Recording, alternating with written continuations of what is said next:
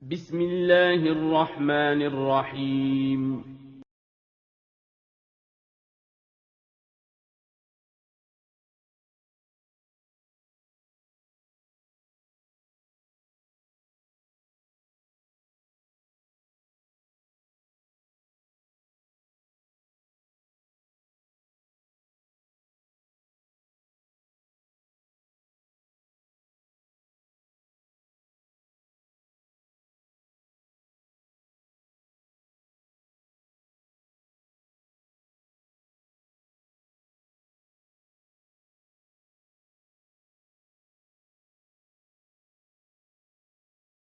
Bismillahirrahmanirrahim. Assalamualaikum warahmatullahi wabarakatuh. Alhamdulillahi wassalatu wassalamu ala rasulillah wa ala alihi wa sahbihi ajma'in. Amma ba'du. Kaifa halukum? Ustazah harap kalian selalu diberi kesehatan oleh Allah agar bisa terus belajar atau menuntut ilmu yang bermanfaat. Amin. Anak-anak, sebelum belajar, mari kita berdoa dulu ya. Allahumma inni as'aluka ilman nafi'an wa rizqan tayyiban wa amalan mutaqabbalan. Hari ini insya Allah kita akan melanjutkan pembelajaran tematik di tema 8, menjaga keselamatan di rumah dan di perjalanan. Subtema 1, memahami aturan keselamatan di rumah pada pembelajaran 1 dan 2. Hari Ahad, keluarga Rasti membersihkan gudang. Banyak debu dalam gudang tersebut. Ketika dibersihkan, debu berterbangan ke udara. Mereka mengenakan masker hidung. Debu tidak masuk ke hidung dan tidak mengganggu pernapasan. Mereka peduli terhadap kesehatan tubuh. Memakai masker hidung termasuk aturan menjaga keselamatan.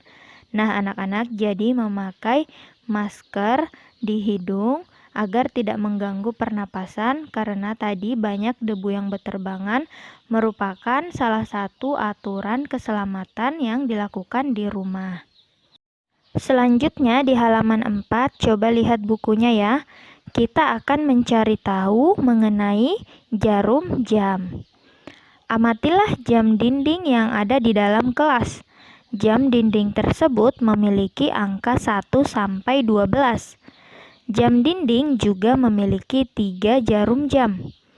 Jarum jam yang panjang, kecil, dan berputar terus adalah untuk satuan detik.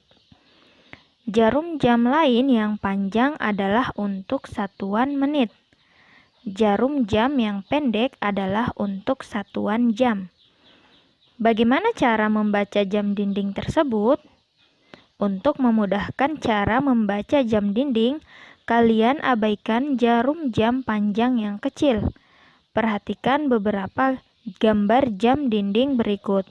Nah, coba lihat ya anak-anak, gambar 1.2 ini gambar penunjukan jarum jam. Jadi, di situ tidak ada gambar jarum jam yang panjang, kecil, dan berputar terus, yaitu untuk menghitung satuan detik. Jadi pada gambar 1.2 ini hanya ada gambar jarum jam yang panjang untuk satuan menit dan jarum jam yang pendek untuk satuan jam. Nah, coba lihat ya gambar yang A. Nah, coba lihat jarum jam yang pendek ini menunjukkan angka 6. Sedangkan jarum jam panjang menunjukkan angka 12. Nah, berarti dibaca pukul berapa anak-anak? Iya, jadi dibaca pukul 6. Kemudian yang gambar B, coba lihat ya. Jarum jam pendek menunjukkan angka 7. Jarum jam panjang menunjukkan angka 12. Nah, berarti dibaca pukul berapa anak-anak? Iya, dibaca pukul 7. Kemudian gambar yang C, coba lihat ya. Jarum jam yang pendek menunjukkan angka 11. Kemudian, jarum jam panjang menunjuk angka 12. Nah, berarti dibaca pukul berapa anak-anak? Iya, dibaca pukul 11. Jadi seperti itu ya anak-anak, cara membaca jarum jam. Nah, anak-anak, apakah kalian sudah mulai paham cara membaca jarum jam? Nah, anak-anak, supaya kalian lebih paham, sekarang coba kita lihat di halaman 5 ya. Kita akan berdiskusi menentukan waktu. Amati gambar berikut. Nah, anak-anak coba lihat ya, gambar 1.3 ini gambar kegiatan Rasti. Berdasarkan gambar di atas, diskusikan pertanyaan-pertanyaan berikut. Nah, coba lihat ya, nomor 1. Pukul berapakah Rasti sarapan pagi? Nah, coba lihat ya anak-anak, gambar yang pertama ini ketika Rasti sarapan pagi.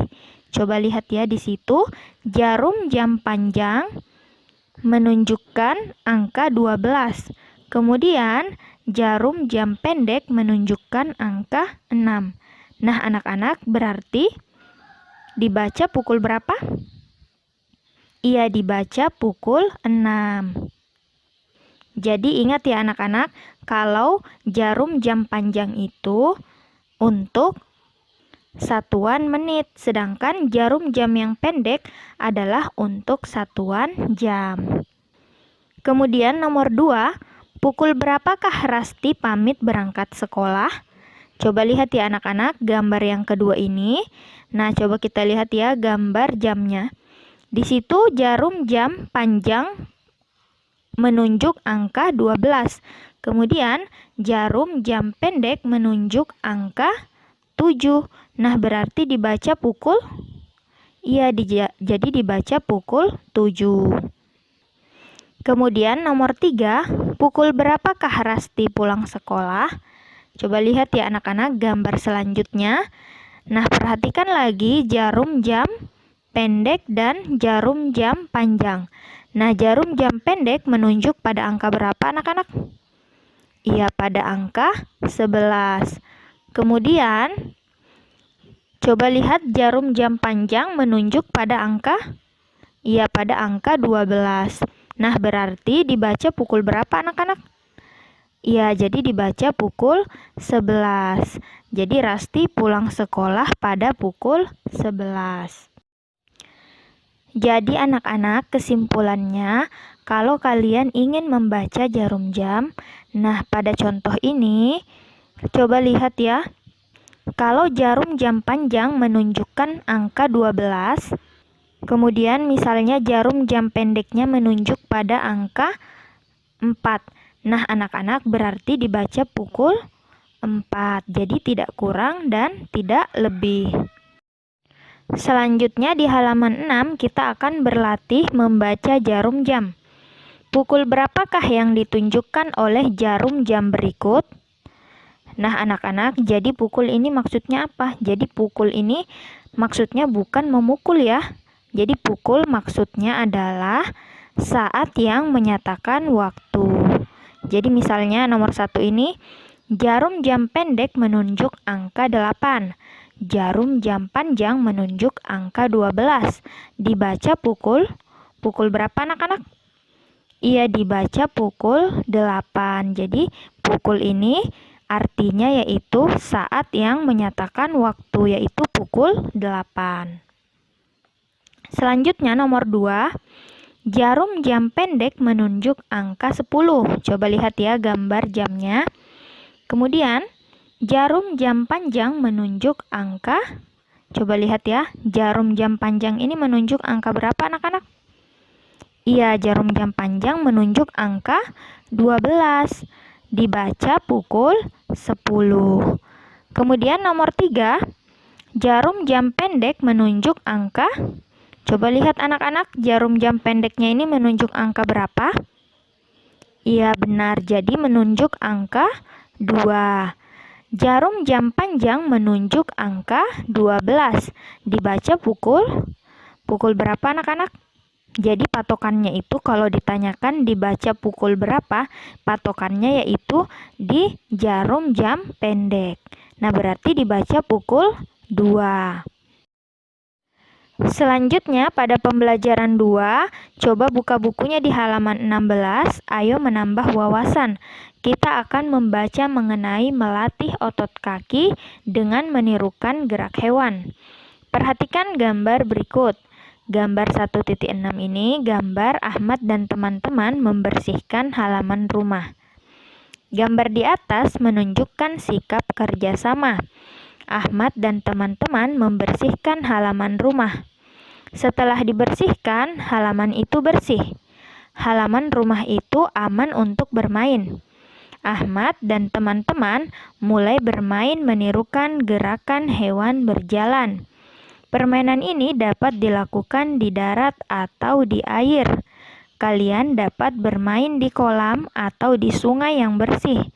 Menirukan gerakan hewan berjalan untuk melatih otot-otot kaki. Otot-otot kaki menjadi tidak kaku.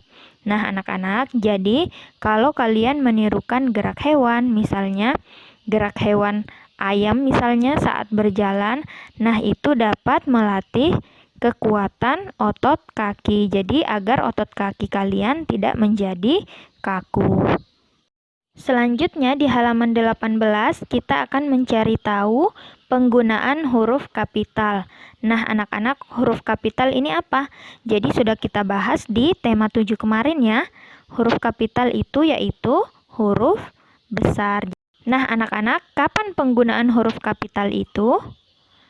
Ya, jadi penggunaan huruf kapital itu bisa digunakan pada awal kata nama orang, kemudian nama tempat, nama bulan, nama hari, dan lain sebagainya.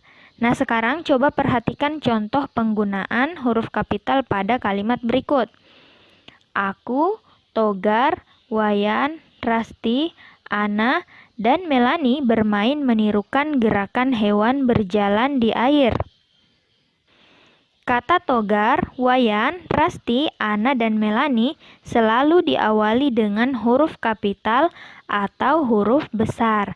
Nah, jadi anak-anak, setiap awal kata, jadi setiap kalian menulis nama seseorang, maka pada awal kata harus ditulis dengan huruf kapital. Misalnya tadi, kata Togar, berarti T-nya huruf besar atau huruf kapital. Sekian dulu video hari ini, semoga apa yang Ustazah sampaikan bisa dipahami dan bermanfaat untuk anak-anak semua. Amin. Sebelum kita akhiri, mari kita baca bersama doa kafaratul majelis. Subhanakallahumma wa bihamdik asyhadu an la ilaha illa anta astaghfiruka wa atubu ilaik. Assalamualaikum warahmatullahi wabarakatuh.